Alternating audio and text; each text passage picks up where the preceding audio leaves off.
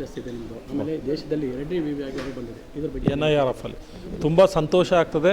ಒಂದು ಹೇಳೋದಕ್ಕೆ ನನಗೇನು ಇಷ್ಟಪಡ್ತೀನಿ ಅಂತ ಹೇಳಿದ್ರೆ, ಕರ್ನಾಟಕ ರಾಜ್ಯ ಮುಕ್ತ ವಿಶ್ವವಿದ್ಯಾಲಯವು ಅತ್ಯುತ್ತಮವಾದ ಶಿಕ್ಷಣ ಇಡೀ ಕರ್ನಾಟಕದಲ್ಲಿ ಇರುವಂಥ ಬಡವರಿಗೆ, ಮಹಿಳೆಯರಿಗೆ, ಜೊತೆಗೆ ವಿದ್ಯೆಯಿಂದ ವಂಚಿತ ಆದವರಿಗೆ ನಾವು ಕೊಡ್ತೀವಿ ಅಂತ ಹೇಳೋದಕ್ಕೆ ನನಗೆ ತುಂಬ ಸಂತೋಷ ಆಗ್ತಾಯಿದೆ.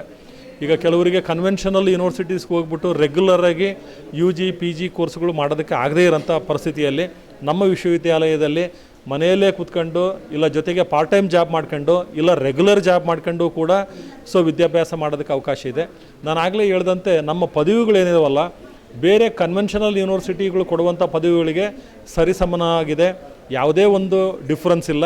ನಮ್ಮಲ್ಲಿ ಪದವಿ ಪಡೆದವರು ಕೂಡ ಸರ್ಕಾರಿ ಹುದ್ದೆಗೆ ಅಪ್ಲಿಕೇಶನ್ ಹಾಕೋದಕ್ಕೂ ಅರ್ಹರು.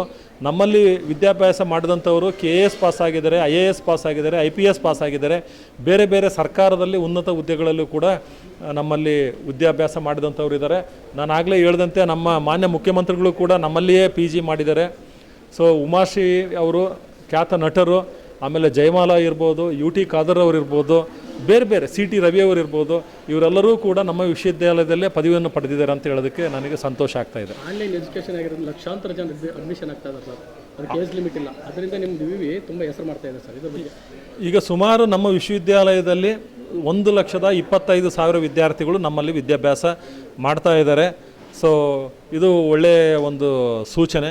ಅದರ ಜೊತೆಗೆ ಈ ವರ್ಷದಿಂದ ನಾನು ಆಗಲೇ ಹೇಳ್ದಂಗೆ ಆನ್ಲೈನ್ ಕೋರ್ಸ್ಗಳಿಗೂ ಕೂಡ ನಾವು ಸುಮಾರು ಒಂದು 25,000-30,000 ವಿದ್ಯಾರ್ಥಿಗಳು ಅಡ್ಮಿಷನ್ ಆಗ್ಬೋದು ಅಂತ ಹೇಳ್ಬಿಟ್ಟು ಒಂದು ನಿರೀಕ್ಷೆ ಇಟ್ಕೊಂಡು ಆ ಒಂದು ಡೈರೆಕ್ಷನ್ನಲ್ಲಿ ನಾವು ಕೆಲಸ ಮಾಡ್ತಿದ್ದೀವಿ ನಾವು. ಸರ್, ನಮ್ಮ GTD ನ್ಯೂಸ್ ಮತ್ತು ಫೋರಮ್ ನ್ಯೂಸ್ನಿಂದ ಆಲ್ ದಿ ಬೆಸ್ಟ್ ನಿಮ್ಮ ಚಾನಲ್ಗೆ ನಿಮಗೂ ಧನ್ಯವಾದ.